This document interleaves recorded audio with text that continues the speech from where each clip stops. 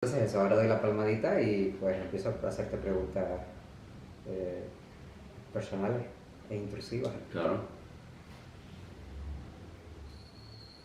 Y miraré el teléfono en algún momento porque tengo las preguntas intrusivas y Todo personales tu, aquí. tu, tu, tu, tu. Lo he puesto en Te modo llama, avión. te llama mi madre a tu teléfono misteriosamente. Sí. ¿Cómo has conseguido? No, me va a llamar la mía para preguntarte por las torrijas. Oye, ¿estaban buenas las torrijas? Compitiendo entre madres ahí. Sí. Entonces, ¿la has dado? Sí. Muy bien. Esto no sé así. Espera. Ahí. Entonces, usted, músico. Yo, Sí. aquel. ¿Cómo estás? Bien, ¿tú qué tal estás? Sensacional, pletórica. Estás comiendo torrijas. Sí, Para los que vienen en el audio, está comiendo torrijas y se sí, está sí, tomando sí. un café. No se puede ver porque tengo la muela de atrás llena de como de una materia grasa. Sí. Es muy bonito. Eres el primer invitado que ha desayunado aquí, es lo Que más insiste bonito. además Sí. agresivamente en que escuché el tema de las torrijas y fue como, aquí, ahora, ya. Si no, no hay entrevista. No Sí, hay sí. entrevista. También eso significa que eres el primero al que le hemos pagado. Con torrijas, claro. Sí, sí. Es algo. Al resto no le hemos pagado con nada. Sí, que es muy Es bonito. mucho más de lo que... Sí. de Una vez pagamos con chupetes, pero me parece que las torrijas tienen mucho más valor. torrijas y café es mucho más de cosas a las que he Sí. cedido sin, Sí, sin porque están pestañear. hechas a mano, están hechas con cariño. Un chupete de Koyak, pues bueno, no tiene el mismo espíritu con una Mm. torrija. Además, estaba diciendo que son torrijas que se nota que están hechas. O sea, tú ves que hubo un pan de origen, que no son como esas gourmet. Son como Que... las de mi madre, que se Sí, nota el origen de la torrija. O sea, hay torrijas excelentes en Madrid, por ejemplo, hay torrijas excelentes que son muy habituales, que parece como un pastel, pero esto es como las que hace mi madre, que es un pan de ayer, ¿no? Es como la baguette, una sección baguette tostada y torrijada. Y empapada, sí, sí, empapada para su consumo en directo en este podcast. sí. De hecho, el podcast de ayer fue, de hecho, a la suegra, de cómo hizo el tal. Claro. Pero eso lo sacaremos un Patreon y será la entrevista de cómo se hizo la torrija. Entonces, ¿cómo empiezas a hacer música? Felicidades. ¿Cómo empiezo a hacer música? Relativamente tarde comparado con otras personas. Yo diría que a los 15 años o algo así. Empecé a hacer música con una influencia bastante tóxica de esas bandas así como de la época del Britpop, porque soy como un niño de esa época, que eran como súper narcisistas y tal. Y más adelante, siendo más mayorcito, empecé a aprender a hacer música más influenciado por mi amor hacia la música que hacían otros músicos. Y fue cuando empecé un poco más a hacer algo un poco más decente, creo, que tiene que ver con la época en la que estuve viviendo en una ciudad como la que era Berlín, que estaba tan llena de propuestas absolutamente eclécticas de todo tipo y tal. Dijo mientras se chupaba el dedo de la torrija. Puedes hacerlo más cerca del micrófono si quieres. Pero sí, empecé relativamente tarde a aprender a tocar la guitarra.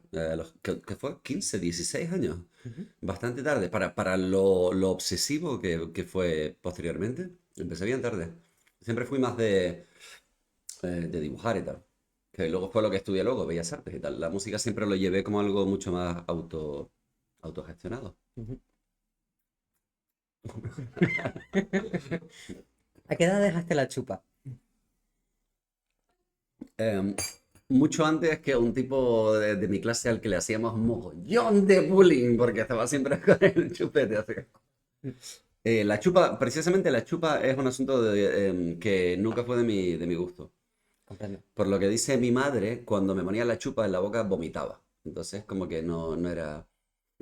He tenido otras fijaciones ultramaternales, de las que podemos hablar si ustedes desean o no, Sí. pero la chupa no era una de ellas. Yo la dejé extrañamente tarde. Sí. La dejé extrañamente tarde y luego mis padres me dejaron con una niñera que la tiró accidentalmente, que yo creo que no fue accidentalmente, y me dio vergüenza pedirla y nunca la tuve más. Mm. Porque dije, soy demasiado grande para pedirle a esta señora que vaya Ya, a ya. comprarme una chupa. Y yo creo que por eso tengo los dientes de abajo un poco jodidos por pasarme Sí, tanto tiempo con chupa. empujando ahí. Sí, sí. Me han chivado que tuviste una banda que se llamó Mustache. ¿Qué Sí. pasó con Mustache? Mustache tuvo mogollón de etapas. Mustache empezó como como un quinteto, luego fueron 4 personas, luego fueron 3, luego fueron 2. Fuiste matándolo. Cuando se quedó en una ya se convirtió en usted. Sí. Pero sí, al principio teníamos una banda, bueno, era una banda de la época de así como del Electro 2000 en Madrid, rollo Club Nasty, esa época, ¿no? Y tal. Éramos 5, teníamos 2 cantantes y luego nos fuimos mermando hasta convertirnos en un trío que nos fuimos de Madrid a Berlín con la intención de petarla y tal. No pasó. Pero luego se convirtió en... A ver, uno de ellos le dio una fuerte crisis de ansiedad por el hecho de haberse mudado a un país extranjero con 2 tipos que estaban completamente demenciados con su proyecto musical. Así que nos quedamos 2 personas. Y luego, bueno, siendo dúo fue con lo que llegamos a hacer, a darle un poco más de forma al proyecto a nivel de música grabada y tal. Y publicamos cositas con El Hombre Bala, que es un sello que ya no existe. Bueno, existe todavía como sello. Como sello no, ¿verdad? Como sello no. Pero es El Hombre Bala que comenzó su andadura como una plataforma pues, de independiente canaria de publicación de música y tal. Y luego hicimos un segundo disco, siempre desde nuestra experiencia ahí en Berlín y tal, montamos un segundo disco que fue ya con un colectivo que formamos en esa ciudad que se llamaba El Susto y con el que hicimos pues también una serie de publicaciones y tal. Y claro, luego ya con el tiempo, bueno, lo normal, pasan cosas, va pasando el tiempo y van cambiando las motivaciones o la dirección que va tomando cada uno y ya me quedé con mi formato que considero definitivo, que es el de músico en solitario, y me quedé con este nombre, que es usted. Aunque bueno, solitario entre comillas, porque las cosas en las que anda ahora, que es el disco que acabo de publicar ahora y tal, que se llama Sabor Severo, pues tienen mucho que ver con mi colaboración con 2 músicos estupendos, que son Paula Pinero y Core Ruiz, y con los que he grabado este disco, ¿no? Que estoy ahora explotando en directo y por todos lados. Sí. Bueno, buenas tardes. Qué bien, Torrijas. Viendo que has pasado por tantas etapas con grupos más grandes, grupos más pequeños, ahora el trío no trío, ¿te gusta más tocar con grupo o en solitario? Em, mm, Me gusta, a ver, por gustarme, Mm. siempre es mucho más cómodo. No gustarme, es más cómodo hacer las cosas solo porque no tienes que discutir, no, discutir es una palabra muy agresiva. No tienes que debatir nada con nadie. Em, Esto se mantiene como un proyecto en solitario en el sentido de que sí que soy el autor de la música que produzco y tal, pero yo creo que el resultado al final más óptimo va a ser el que produces en colaboración con gente, ya sea con un productor o con alguien que te mezcla de una forma muy creativa lo que haces, o en mi caso en este momento, en los últimos 2 años, que he producido una serie de canciones pues en colaboración con dos músicos con los que toco en directo desde hace un tiempo y tal. Entonces, gustarme, pues igual es más cómodo hacer cosas solo, pero quizás sea mejor hacer cosas en colaboración. Ujú. Por lo que entiendo, tienes una imagen o un disfraz por disco. ¿Qué significan? No tanto por disco, es más un poco más aleatorio Ujú. y no siempre dura lo que dura un disco. Mm, lo de los atuendos y tal, a ver, a mí no pasa nada, lo puedes llamar disfraz, no me ofendo, no pasa nada. Puede ser un disfraz, pero yo lo veo como una expresión completamente natural a la hora de presentar la música que hago. Es como, yo qué sé, como mínimo vamos a tener un poco de extravagancia, ¿no? Es como que para mí es la forma natural de presentar una música que pienso que es bastante híbrida. Y al final como que yo tengo mis referentes, como todo el mundo, ¿no? Que imito. O sea, una figura como por ejemplo la de Elton John, ¿no? De nerdo empoderado a través de la extravagancia. Es una figura con la que yo me siento muy identificado. O pienso en bandas como, yo que sé, Roxy Music. O ese tipo de presentaciones escénicas, ¿no? De Ujú. una época así como de los primeros 70 y el glam rock así más trash, ¿no? Más underground, que nació como algo bastante underground, ¿no? Porque todas esas bandas que luego se hicieron muy tochas, empezaron siendo bandas que realmente tenían un proyecto bastante radical y en el que amigos muy cercanos les ayudaban a coserse aquellos outfits, ¿no? Y no sé, es un mundo que a mí me atrae mucho, con lo cual es como, es una expresión natural de presentar lo que hago. Me parece que lo que hago es un poco bizarro, aunque por último, lo único que busco es la belleza, ¿vale? Yo no busco ser raro, yo busco hacer música bella, pero mis formas de hacer, por ser un rarito, una persona que siempre, pues bueno, soy un nerdo, soy un rarito, pues tengo modos bizarros. Así que bueno, considero que es natural, pues, revestirlo de una forma un poco flamboyante y Sí. me parece natural, ¿no? Hablando de imágenes, hablemos de la portada. Ahora sabiendo que has sido de Bellas Artes, que eres ilustrador, Ujú. me imagino que la has hecho tú. No, no lo he hecho ¿No yo, la no has lo he hecho hecho. tú? O sea, mi vida como Clark Kent Sí. es así mi segunda vida de... Bueno, hablábamos antes que muchos músicos, casi todos los músicos, ahora, a no ser que tengas una carrera de la hostia, tienen que tener su curro para sobrevivir y tal. Y yo vengo de Bellas Artes y trabajo en el mundo de la animación y tal. Pero sin embargo, tengo como una línea muy dividida entre, primero en el hecho de que, bueno, me considero que no soy un ilustrador. Ujú. Y considero que hay gente con mucho más talento que yo y mucha más intuición que yo para traducir mi propia música a una ilustración que pueda servir de portada y tal, ya sea diseñadores o ilustradores. Y en este caso le pedí ayuda a un tipo que se llama Choche Hurtado, que, bueno, que es un tío al que admiro muchísimo como ilustrador y que es súper seguidor del grupo, ¿no? Como que cuento con su apoyo muchísimo y tal. Entonces, bueno, Choche Hurtado, chequéenlo en Instagram, Sí. es brutal. Pero sí, sí tengo, es curioso porque a pesar de que hay un elemento muy visual en lo que hacemos y tal, y como muy performático, que tampoco me gusta pasearme mucho en ese aspecto porque pienso que al final es un proyecto musical, pero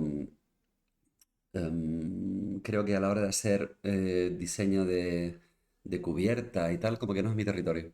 A pesar de trabajar profesionalmente haciendo storyboards para series y para producciones de cine y tal, pienso que no, primero que no me apetece y segundo que no soy el más adecuado para hacerlo.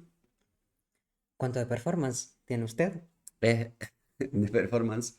Tengo la reputación de ser un performer, pero yo no lo considero así. O sea, todo esto empezó con el hecho de quedarme solito en el escenario. Cuando, bueno, como te dije antes, comenzamos siendo 5 personas y acabé siendo uno. Entonces empecé a tener la necesidad de rellenar el Sí. escenario de alguna forma y empecé a usar trucos como, por ejemplo, el de fabricar un muñeco de tamaño natural que tenía mi apariencia y de soltárselo al público. El público como que lo despedazaba y tal. Y empecé como a generar eh, una serie de situaciones que no eran pues, muy habituales así y me fui como granjeando la reputación de ser algún tipo de performer, pero en Sí. realidad para mí es como no hay diferencia entre eso y cuando los Rolling Stones sueltan los globos ¿sabes? Mientras tocan la última canción del concierto y salen mogollón de globos como artefacto visual para acompañar. Sí. Sí, no me lo tomo de una forma muy pretenciosa eso, pero bueno, es un elemento que está ahí. ¿Cuánta seriedad consideras que tienen tus proyectos? Absolutamente toda la seriedad. Sí, sí. Sí, sí. La seriedad que tiene la seriedad de una persona absolutamente obsesionada con su arte y sus mierdas. ¿Y crees que la gente te toma en serio? Depende, depende. Yo creo que es un proyecto. Hay muchísima gente bueno, Dios los bendiga, no los critico, pero mucha gente que me considera quizás un proyecto, lo que hago, como mucho más humorístico de lo que yo lo considero. Yo, si no fuera músico, de verdad que sería cómico, es la profesión que más admiro. Pero hay una diferencia a lo mejor entre quizás un proyecto como este, que considero que es como muy... El peso del proyecto está más en la búsqueda musical y el hecho de que no sea, pues a lo mejor hay mucha gente que le gusta el proyecto y a lo mejor me compara a lo mejor con Ojete Calor o propuestas así como más de música humorística y tal. Y bueno, como digo, o sea, bienvenido todo el mundo que le guste y como le guste da igual.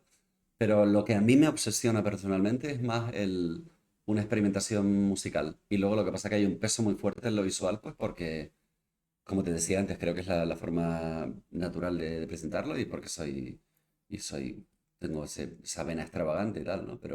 Y porque hay un componente de humor en las letras, lo hay. Pero yo creo que creo que es una cosa más surrealista que cómica directamente. Y el surrealismo tiene mucho de cómico también, Ujú. porque lo tiene, siempre lo ha tenido, tradicionalmente. Pero bueno, yo qué sé, me da igual cómo quieras definirlo. Si te sientes atraído de cualquier forma al proyecto, totalmente bienvenido. Sí, sí, y si no me tomas en serio, también, maravilloso, o sea, perfecto.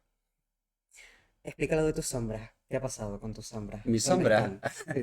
mi sombra. ¿Eso por qué lo dice? ¿Algún título de alguna canción? Mi sombra. Sí, mi sombra. Mi Porque yo fui sombra. tu sombra. Ah, tú fuiste mi sombra. Claro, te refieres a. Claro, estás hablando de. Claro. Estás hablando de gente a la que lié en algún concierto para que manipularan como si fueran titiriteros a mi doble, ¿no? En los conciertos y tal, sí, sí. Am, claro, son cosas que yo veo como artefactos ahí de directo y que luego pueden ser consideradas de una forma más poética de lo que realmente... Pero bueno, bienvenido a todas las Sí. interpretaciones, claro. ¿Qué ha sido de mi sombra? Pues ha sido que ahora mismo que me encantaría tener más muñecos, pero que son carísimos de producir y acaban totalmente destrozados por el público. Eso es lo que ha sido de mi sombra. Pero bueno, espero que en el futuro haya más muñecos y haya más sombras que se presten espontáneamente. Porque además era una cosa que resolvía siempre a última hora antes del concierto. Liaba a alguien del público o algún amigo que viniera a ver el concierto y era como, aprenderte una coreografía es muy fácil, son 4 pasos, solo vas a tener que agarrar el muñeco por detrás y hacer así y así. Pero bueno. Mm. ¿Para qué supermercado te haría más ilusión hacer un jingle? Jingle. Sí. Me haría ilusión hacer un jingle en general para cualquier supermercado, por favor, para todos.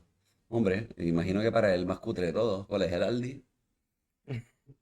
El Aldi sería el más cutre, el que te pone las cosas en los mostradores, o sea, en los estantes, sin sacar de la caja en la que han recibido la mercancía. Aldi, Aldi. Abre tu la- O como el Covirán. Covirán. Mm. El día. El día que es el mítico de Madrid. Para el día. Sí, el día. Para el día. ¿Qué canción tuya querrías tocar en una boda? Mm, am, bebé genérico. Una canción antivida total. ¿Y en un funeral? En un funeral. Algo totalmente inapropiado. La versión que hacemos en directo de Sigan bailando. Sigan bailando. Y por último, ¿qué canción tuya te gustaría tocar en la sede de las Naciones Unidas? Bebé genérico. Una canción antivida. Ahora que me amen. Sí. ¿Tienes una versión de Piensa en mí? ¿Te gustaría hacer más Mm, versiones? mm. Sí, a pesar de que lo que más me divierte de la música es componer, em, al final como que con el tiempo y de forma opuesta a lo que yo pensaba que era mi inclinación inicial, han surgido unas cuantas versiones que se han convertido en momentos así como muy clave del directo que hacemos y tal. Sí, alguna caerá, yo qué sé. Hombre, la preferencia siempre va a ser hacer algo nuevo, pero bueno, como tampoco gano pasta de la música, me da igual que los royalties sean míos o no, porque o sea, si de repente fuera un tipo que ganara pasta con la música, diría hacer versiones, ¿sabes? Y empezar a hacer cash con temas propios y tal, pero de momento da igual Sí. ¿Es usted para todo el mundo? para todo el mundo. Respeto ante todo. Sí. ¡Respeto! ¿Encuentra sitio donde, encuentra sitio donde tocar con facilidad? Em, No, porque, bueno, depende, si me voy yo solo por ahí es más fácil, pero si quiero llevar a la banda, pues la realidad es que es muy difícil porque vale pasta. Mm. Y muchas veces me gasto pasta para que toquemos y tal, porque tienes que alquilar, si es en una ciudad medianamente así grande, como Barcelona o Madrid, tienes que pagar alquiler. Bueno, ¿qué te voy a contar? Es un desastre, ¿no? Hasta que ya atraviesas la membrana de ser un músico sostenible, que es una cosa que la gran parte de los músicos no la atraviesan, es muy complicado. Entonces, bueno, es fácil conseguir bolos. Lo que no es fácil es que sean sostenibles. ¿Crees que merece la pena invertir en videoclips como artista emergente? No, no, no. Y yo los hago porque me gusta como expresión artística, Mm. pero no. O sea, sí, Sí, si te gusta. sí. Como promoción, no, Mm. por favor, que no. Publica cosas en redes sin parar Mm. y lo verán. O sea, tú puedes hacer un videoclip y lo subes a YouTube y puede tener menos de 1000 vistas. Y si tú subes todos los días cualquier mierda asociada a tu música em, de forma sistemática, cada día vas a tener ese número de vistas. Mm. Entonces, si tú haces un videoclip como método promocional, no tiene absolutamente ningún sentido.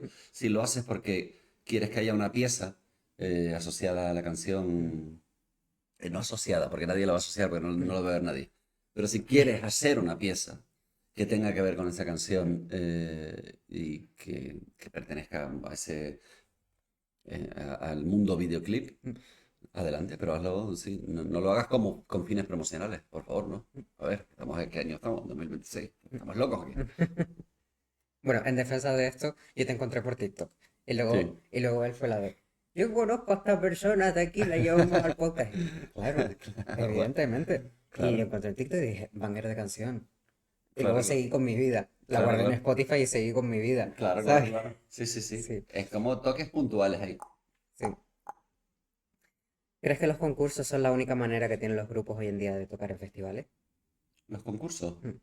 No, puedes tocar en festivales porque de repente puedes tocar en festivales por varios motivos. Puedes tocar en festivales porque de forma orgánica la petes en redes y entonces los festivales vayan a ti. Puedes tocar en festivales porque te coge algún sello indie español que forma parte de los que hacen booking en festivales y ya está. Y puedes tocar en festivales porque seas famoso. Son las tres formas de tocar en festivales. Mm. En tu bio describes a usted como glam rock tropical. Ujú. Elabora en eso, Entre otras cosas. entre otras cosas, Date cuenta cómo termina esa frase. Glam rock tropical o algo así. o algo así. Eso es lo más Sí, importante es sí. o algo Mm. así. Bueno, eso hace referencia al sonido del último disco que he Mm. publicado, porque realmente tampoco abarcaría todo lo que he hecho como Mm. ustedes. Pero el último disco que hemos hecho sí que tiene ese punto de rock pesado y ligero al mismo Mm. tiempo. Pesado en el sentido de tempo, como... Y ligero, porque no es heavy, Mm. sino es un rollo así como... Mm. Y tiene influencias glam, claramente, pues ese rollo visual que tenemos. Tropical, pues Mm. porque sí, porque a pesar de que este no es el disco más influenciado por ritmos latinos que he publicado, de hecho es el que menos está influenciado por ritmos latinos, pero todavía conservamos ese rollo, bueno, por el hecho de ser canarios, por cómo canto, Mm. y porque todavía hay ritmos Mm. latinos y porque le ponemos un cencerro a todas las canciones, a todas, sin excepción. Siempre. Eso es el must. El Por lo, must. por lo que entiendo, no sé si en este álbum también, pero en otros has usado instrumentos folclóricos. Y esta viene del... me ha dicho específicamente que pongas esto. Has usado instrumentos folclóricos. ¿Hay algo más irrespetuoso que distorsionar un timple? Hay algo más irrespetuoso y es afirmar que tocas el timple cuando en realidad estás tocando el ukelele. Eso es súper irrespetuoso. Eso es lo que hago yo exactamente. Sí. Yo empecé tocando el ukelele hace unos años en Berlín porque podía llevármelo de viaje fácilmente porque un colega mío me regaló un ukelele y empecé a tocarlo, empecé a usarlo con la distorsión y tal y a mezclarlo con electrónica y luego pensé que sería más guay coger un timple y encordarlo y afinarlo como un ukelele, que es diferente, porque el timple tiene una cuerda, ¿no? Y tiene como...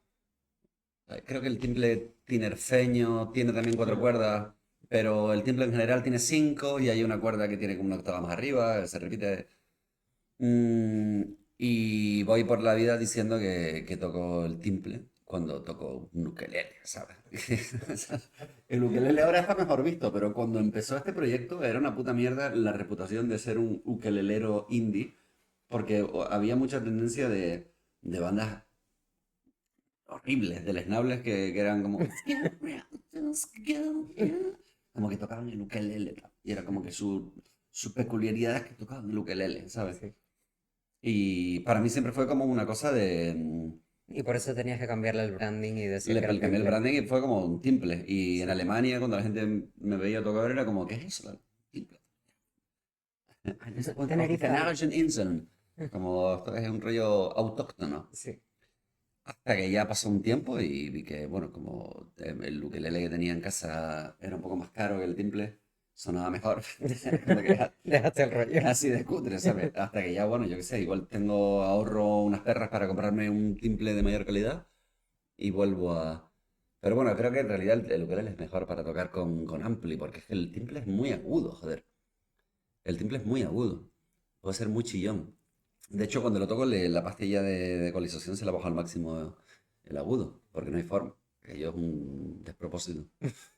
Sí, sí. O sea, sí, eso es eso es mucho más Vamos a poner profano. eso de título, el timple es un despropósito. Usted ha dicho que el timple es un despropósito. No, no, el, tim- el timbre con pastillas es un despropósito. Bueno, Benito Cabrera, yo qué sé. Yo qué sé, qué sé yo. Yo qué sé, qué sé yo. No pongas titulares. Arroba Benito Cabrera, el timple es un despropósito. Lo queremos, sí. Lo invitaríamos a Torrija. Pon titular. El timple es un ukelele. El timple es el ukelele para los lelos. El ukelele. El ukelele. Ujú. Sí, sí, Bueno, total. ¿tienes ¿vas a tocar en algún sitio para poder pagarte ese timple? Tocamos en el Sonora, el Festival Sonora. ¿Cuándo es? El 17 de Sí. abril.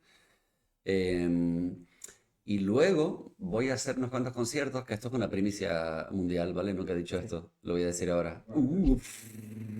Tengo una colaboración con un tío que admiro mucho que se llama Juan Azul y vamos a hacer una serie de conciertos en Madrid, en Valencia y aquí en el Equipo Para, Ujú. con un proyecto que tenemos conjunto que se llama Excavando para Nada. Ese no es el nombre del grupo, el nombre del grupo es Juan Azul y usted presentan Excavando para Nada. Y estaremos haciendo eso durante el mes de mayo. Y luego tenemos unas cuantas cosas que tampoco no he confirmado, no quiero decir, pero bueno, yo qué sé. En Tenerife tocaremos, yo creo que en otoño, haremos un bolo un poquito más gordo con la banda con la que toca en el disco, con Paula y con Coré, en algún festi, Santa Crucero. Y, y poco más, bueno, yo qué sé, estoy ahí, estamos batallando para entrar en el Monkey Week, a ver si la gente de Raso, del sellito, nos ayuda con eso, que hace, joder, hace 1000 años que no toco en el Monkey. Venga, porfi. Sí, Venga. claro. Jo. Y nada, sí, sí, empujando en el mundo del underground. Sí, sí, sí, señor. Sí, señor.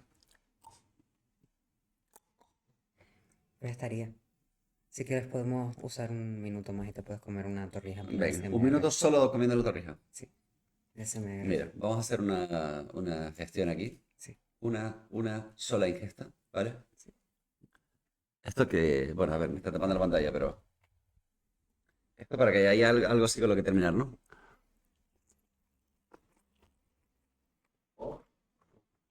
Yo creo que no había comido. Qué bonito.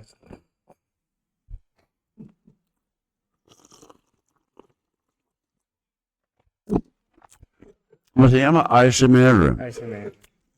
¿Cómo se llama? ASMR.